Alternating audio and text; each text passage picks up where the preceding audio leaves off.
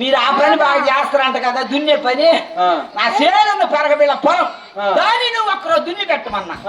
ఆయన అన్నాడు, అమ్మాయి నేను ఎగసాయం ఎత్తేసి చాలా 7 ఏళ్ళు అయింది, నేను ఇప్పుడు దాని జోలికే పోవటంలా, సరిగా సేద్యం పోవటంలా, గోలన్నలు బదిలీకి పోతుందా, నేను దాని జోలికి పోవట్లేదు. ఇక న్యాయం చేద్దామని ఎవరు కాడకు పోవాలని ఆయన సిద్ధయ్య గారి కుమారుడు వెంకటేశ్వరులు ఆయన కాడకు పోయినా. సిద్ధయ్య గారి కుమారుడు వెంకటేశ్వరుడు కాడికి పోయినా. ఆయనకు ఆ కొడుకు కాడకు పోయినా, ఆయన సిద్ధయ్య గారి కొడుకు కాడికి. ఆ కొండమ్మ గారి కుమారుడు పెద్ద కుమారుడు ఆయన కాడకు పోయినా. చిన్న కుమారుడు వెంకటేశ్వరులు గారి కాడకు పోయా. అయ్యా వెంకటేశ్వరులు గారు కన్య వెంకటేశ్వరులు దున్నన్నాడు, నువ్వన్న దున్నతవాది లేదా అన్న. అమ్మాయి నేను ఏ సేనంటే ఆ సేను దున్నన్నాడు. అంతే మరి కదా, ఎట్ట దున్నకపోతే ఎట్టో ఒకటి దున్నమన్నా. నేను కాదు అది అమ్మాయికి అబ్బాయి వెంకట్రావు గుండాపతి వెంకట్రావు కడుగు ఆయన అన్ని పనులు వదిలిపెట్టకుండా చేస్తుండు పో అన్నాడు. ఒక్క పని కూడా వదిలిపెట్టడం లేదు. ఆయన అయితే బాగా దున్నతులు పొమ్మన్నాడు. ఆతో పోయిన అమ్మాయికి అబ్బాయి వెంకట్రావు గారి కాడికి. అయ్యా వెంకట్రావు నాది ఉంది పరగ పిల్ల పొలం,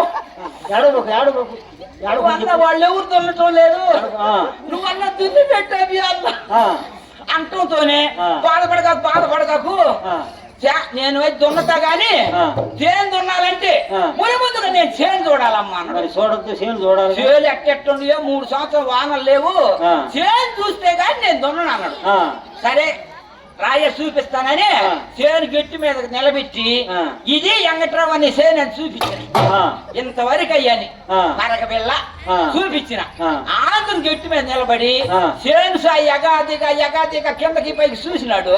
అది ఎట్టుంది 3 సంవత్సరాలు బీడు పడ్డది కదా, ఒక్కసారిగా వాన పడేళ్ళకి గట్టి తుంగ బాగా పెరిగింది, పెరగటం పెనేసుకుపోయింది, బాగా నెర్రిగా ఉంది కింద నేల, బద్దలు పగిలి ఉంది.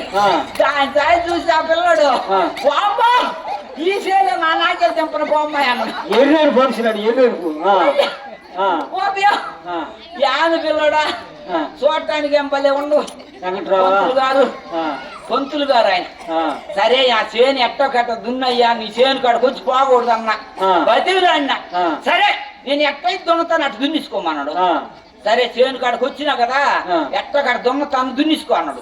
సరే కానీ మన ఆతో దింపినాడు. నాకు తెప్పటతోనే పోయింది నెర్రిలేకి నాగేళ్ళు ఎకరాల బయటికి.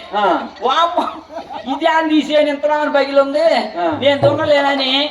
సరే ఎట్టో కట్ట కాని అంటే ఓరక పైని తిప్పినాడు, గిడ్డి అంత అనగ దొక్కి నీకైతే నెట్టయిన దున్నాను, నన్ను ఎప్పుడు పిలవబాకమని పోయినాడు. సరేలేమ్మని కాళ్ళ చేత సదరం చేసి గడ్డి అంతా బీకి వరి నాటుకున్న 10 రోజులకి వెళ్ళి పట్టింది మళ్ళీ కలుపు. ఆడ సరిగ్గా దున్నితే కదా ఆయన అసలు దొంగల గడ్డి అనగ దొక్కిపోయినాడు.